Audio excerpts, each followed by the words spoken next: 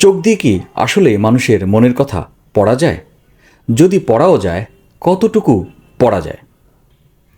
অনেক আগে প্লেটো তার একটি গ্রন্থ ফিডোতে বলেছিলেন, চোখ হলো মনের প্রতিবিম্ব, অর্থাৎ মনকে রিফ্লেক্ট করে হচ্ছে চোখ। আরেকজন গ্রিক চিকিৎসক হিপোক্রিটস এবং দার্শনিক অ্যারিস্টটলও চোখের এই মনের ভাষা পড়ার ক্ষমতা নিয়ে অনেক বলে গেছেন।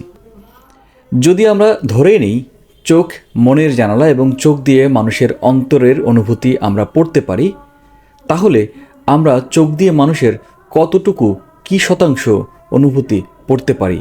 চোখ দিয়ে কি মানুষের সব কথা পড়া যায়? চোখ এবং চোখের ভাষা নিয়ে মনের ভাষা পড়ার এই বিষয়গুলো নিয়ে আরও জানতে চোখ রাখুন ভুল ভুলাইয়া লস্ট মাই মাইন্ডের ইউটিউব চ্যানেল এবং ফেসবুক পেজে।